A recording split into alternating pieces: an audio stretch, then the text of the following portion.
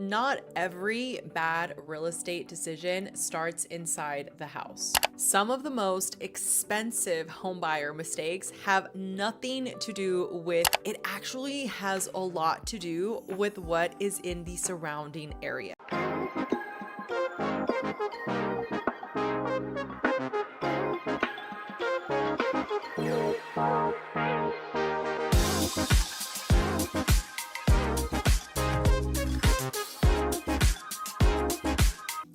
Not every bad real estate decision starts inside the house. Some of the most expensive homebuyer mistakes have nothing to do with granite tops.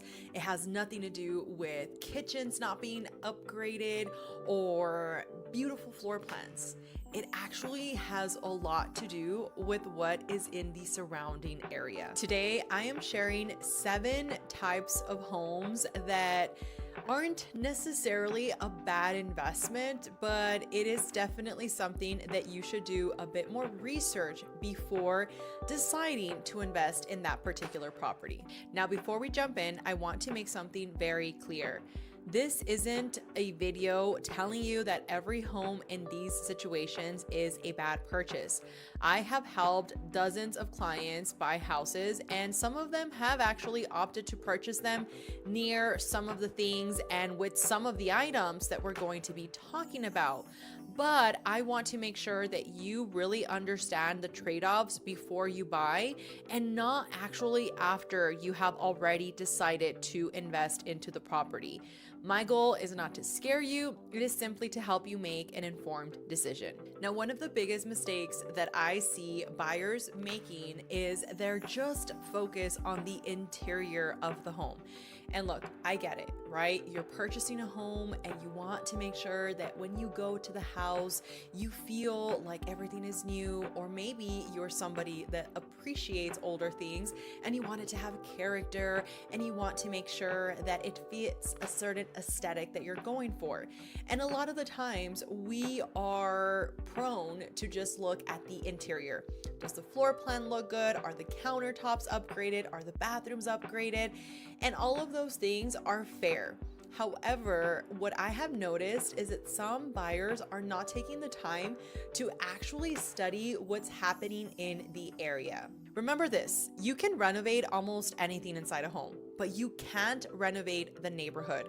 So before you actually make the time to make an actual offer, I want you to take the time to actually drive around the neighborhoods that make sense for you. Now, if you're not in El Paso, this is where you should have a great agent that is going to take the time to show you what there is in the area so that you can actually understand, like, are you next to a busy road? Is there a railroad?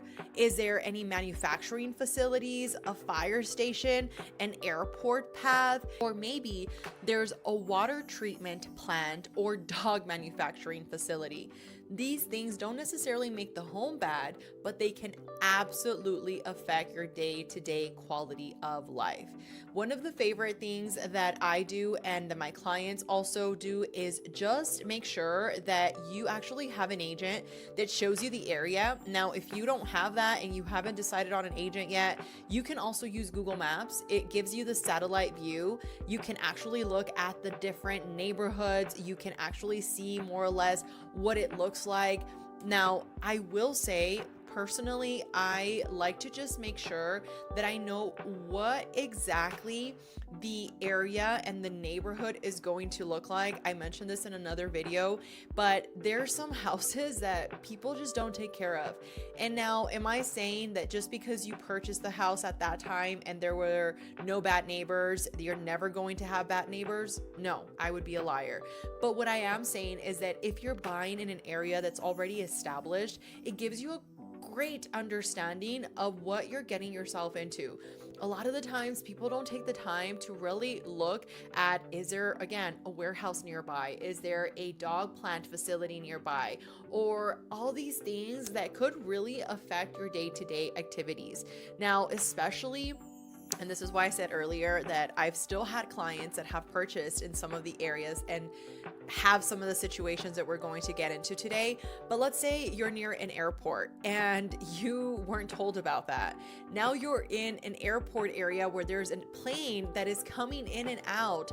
Granted, El Paso is nowhere near as crazy as some of these bigger cities where people are constantly leaving all hours of the day, but they do travel. And I would hate for you to be in an area where later you can't even work from home, all because you're in the wrong noisy area. Number 2 is you want to make sure that you understand that some houses near some of these industrial sites can actually affect your resale value. Now, maybe for you, it's not a big deal, and maybe you say, Alexa, I'm cool with it, I can put up with it. But what about when you sell it? What about the people that are thinking about buying it? Are they going to have the same perspective if they're worrying about, the overall heavy traffic, or if it's on a flight path, the overall noise, the vibration, maybe any kind of commercial developments that are happening? And again, this doesn't mean that you shouldn't buy there. It just means you need to know exactly what you're buying. Now, the next thing we're going to get into is beautiful homes that have expensive problems behind the walls. Now, I will say, okay, as an investor myself, I flip houses. And when I flip houses, I know that we have contractors that they really pride themselves in the work that they do.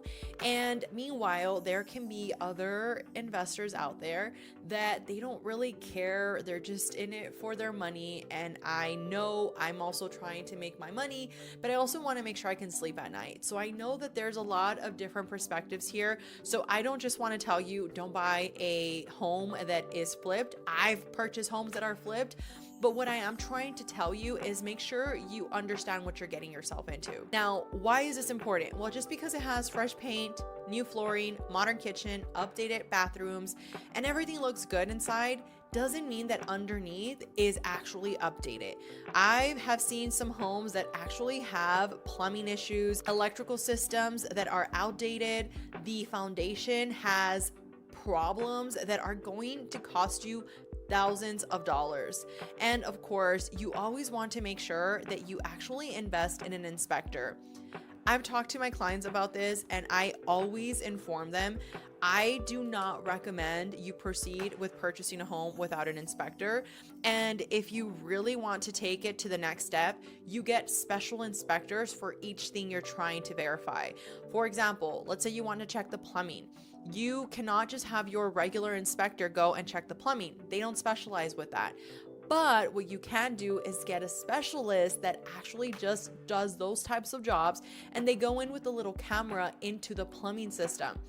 This is something that is going to cost you money. This is something that is definitely not going to be your ideal plan, because maybe in your mind you're like, no, I just wanted to do a regular inspection. And again, you can do that. But overall, if this is an investment that you're actually planning on living here for a while and you don't have a nest egg, I highly recommend that you take the time to inspect some of these things that you're not going to see to the naked eye. When I see a pool and it looks pretty, it doesn't mean that the actual pool works, right? We need to look at the pumps. We need to make sure that the system isn't outdated. We need to make sure that there isn't any cracks. All of these things are so important, and many buyers are not taking the time to do them, which is costing them thousands of dollars. Now, another big issue is when it comes to stucco. Here in El Paso, another thing buyers should understand is that synthetic stucco, sometimes called EIFS, many homes built after the early 1990s use this exterior finish. When installed correctly, it performs perfect. But if moisture gets trapped behind it because of improper installation or maybe just poor maintenance, it can lead to expensive repairs, wood rot, and hidden damages. If you're buying a home that has stucco on the exterior, make sure that you are asking qualifying questions to really know what kind of material went into it. And primarily, I'm saying this for my new build homes. There's a lot of problems happening with some new builds that honestly, they're just not caring about the quality of work that they're putting out in some builders. And this is where you want to make sure you have boots on the ground that actually are going to be transparent with you. I've told my clients, like, and I'll have a perfect example. There's this one client, he reaches out to me. He's coming from Mexico. He was going to purchase a home over there. And we looked at all the builders, like legit all the builders that were in his price point. At the end of the day, he decided to go with the price that was going to be the lowest and the one that was going to give him the most incentives. Now, does that automatically mean it was going to be the best house for years to come? No. Now, the only reason why I was like, okay, again, it's your right. I can't push you to change your mind. But he saw it as an investment. And later down the road, he said, I just want to sell it. It's not going to be like something I'm going to live in forever. So I've done that. Okay. I will be the first to say I've purchased from cheap builders. And you might be like, why would you do that? I got a great incentive. And it just made sense. And now that's one of the properties that I have as an Airbnb. And I am telling you, thank God, and I knock on wood, nothing has happened with that property. And I make sure that I give it the maintenance that it needs. But I have seen some situations where, unfortunately, some clients have purchased from the exact same builder and have had many, many issues. So this is where you just want to know what you're getting yourself into. Am I pretending that all the new houses are going to be perfect just because they're new? No. By a long shot. Why? Because they're being built by people just like you and me. And I've talked about this in other videos, but it's so true. Until we have AI completely taking over the construction area, and even that I feel could have its own like cons, but let's just understand that people build these houses. And just like you can have a bad day at work and maybe you didn't perform the best that you could have performed, like even myself, I can tell how I perform when I'm sick versus when I'm like 1,000% ready to go. And that can happen in the construction industry. Why does that matter, Alexa? Well, because you just want to make sure that you understand that you shouldn't take the word of the builder just because they tell you that something is good. You should still make sure you're doing your due diligence. This is where also, and I see that in the comments a lot, people that complain about the walls that are really thin when it comes to new builds. That's not the case for all of them. Okay, that's not the case for all of them. I currently have a new build and it's from a really good builder and I don't hear anything from the exterior. Again, this is where you want to make sure that you compare, that you know what you're getting yourself into. So as I mentioned earlier, it's not about discouraging you. It's just about knowing what you're getting yourself into before you commit to something long-term. Now, this next one is something that I've seen happen many times and I've actually seen it as of recently in the market. There's this one house. It's beautiful. Like I was considering buying it. And the only problem is it's in this beautiful gated community. All the other houses are really nice, but this one house has no front. You're like, what do you mean no front, Alexa? It has no front, my friend, because the lot is so awkwardly placed to the point where the builder was like, I'm not going to let that go to waste. They could have made a park. Like me thinking about it, I would have built a park right there as a builder. But no, they decided to put a house there. And this house, think about it as like this being the front of the house, okay? And the house is only showing like a part like this. The rest of it is actually like kind of hidden from the house because it's hard to explain, but essentially it's being obstructed by the neighbor's house. So when you pull up to it, it looks really weird. Then the backyard is even better because you have no backyard. So some people are going to love it. Clearly the people that bought it, they loved it.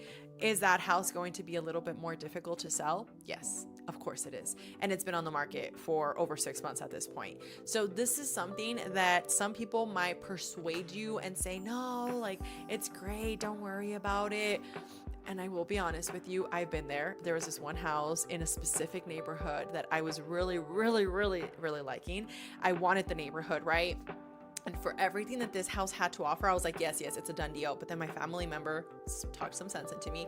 They were like, Alexa, I know you're saying that you could put up with that backyard, but like, this is a very small backyard and you have pit bulls. And I was like, yeah, but it's okay. Like, they'll be fine. I didn't move forward with that house. That house did sell though. Somebody that didn't really need a backyard was perfectly fine with it.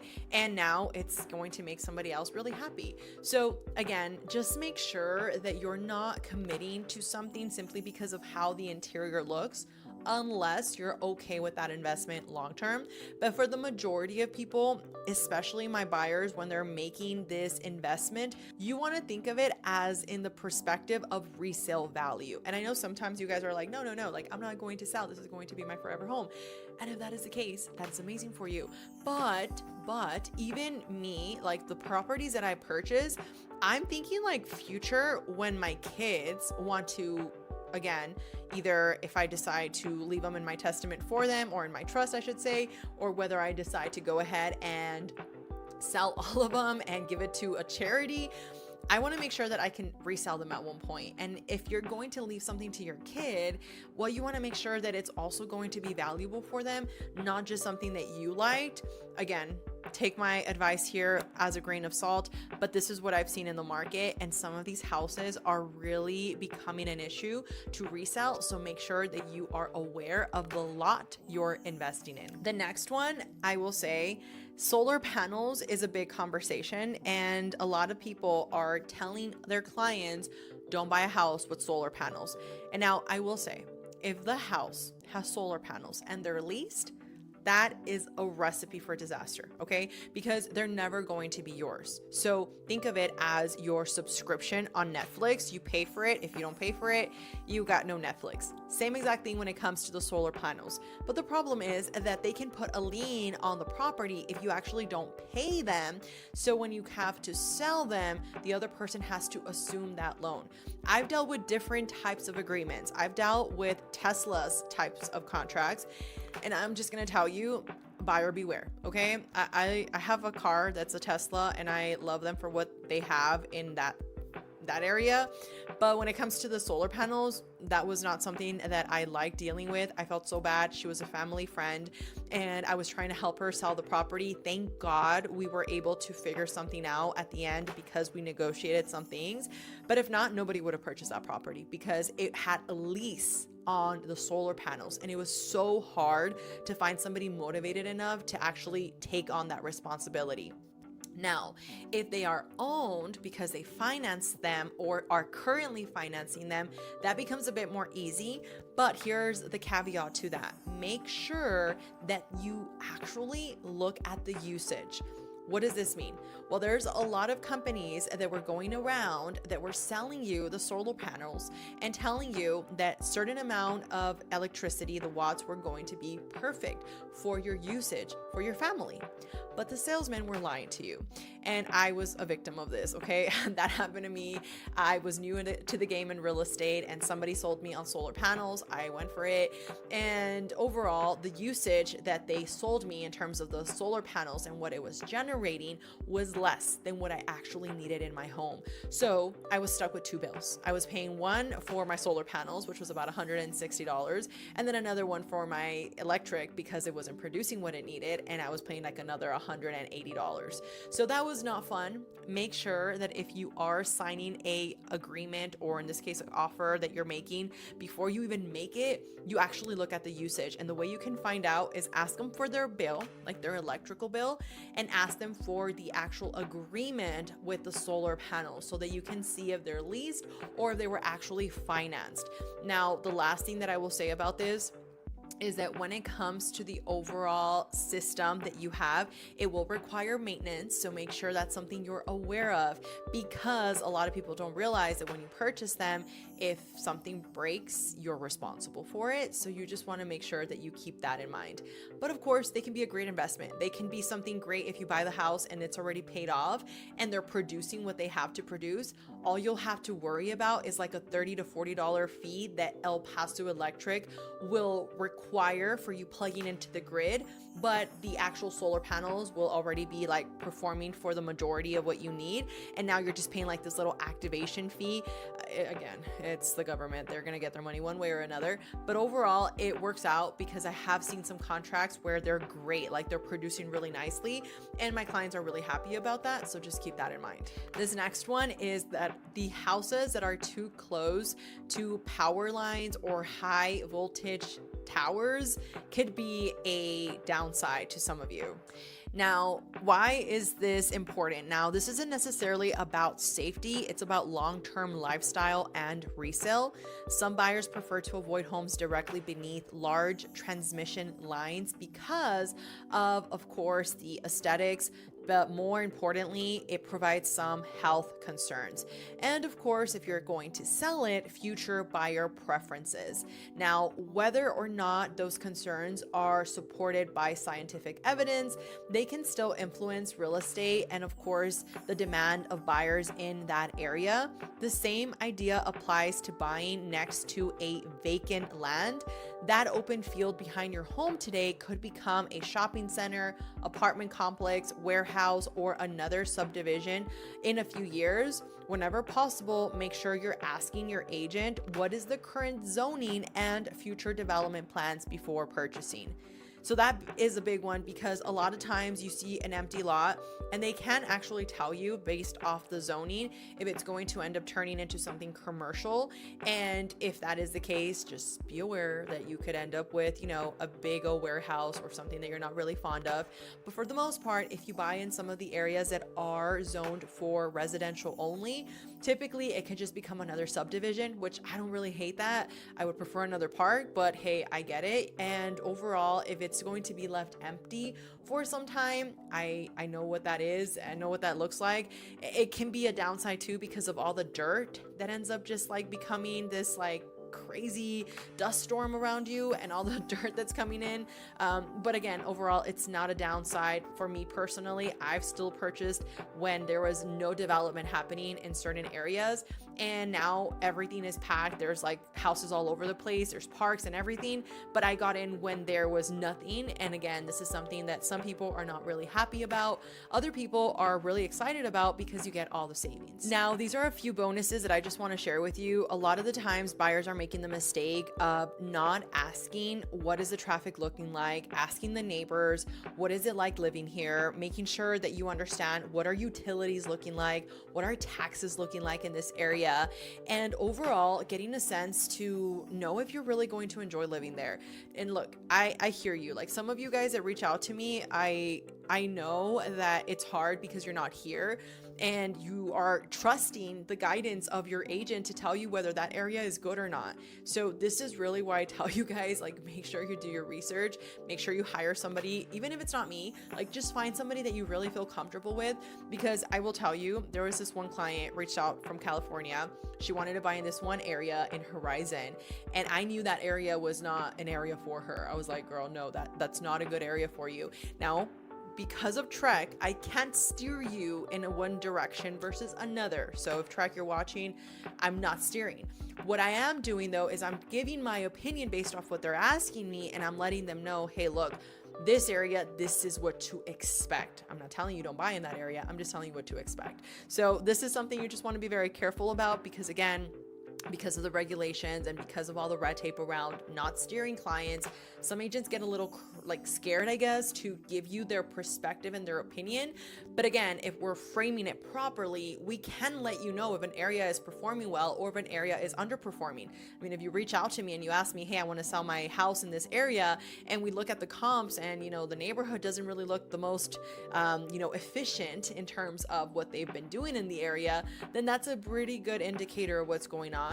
Again, this is where you just want to make sure that you really know what you're getting yourself into before you move with an offer. At the end of the day, there isn't a perfect home. Every property comes with trade-offs. The goal isn't about avoiding every possible issue. The goal is understanding those trade-offs before you sign the paper. So of course, make sure that you're informed. And of course, with this, it will allow you to avoid some of the hidden surprises.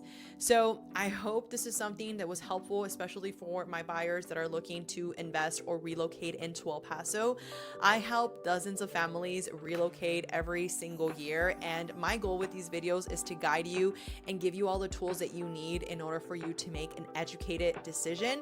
So if you are thinking of relocating to El Paso, my team and I would love the opportunity to assist you. I have a link down below where you can schedule a call with me. We can go over all of your questions, put a game plan together for you. But regardless, make sure that before you decide to work with an agent, you just ask them all the questions that are really going to allow you to understand if that is the right agent for you. And I do have another video of questions to ask your agent before hiring them. So if you haven't checked that out, I would recommend watching that next. But with that being said, thank you so much for hanging out with me today, and I will see you on the next one.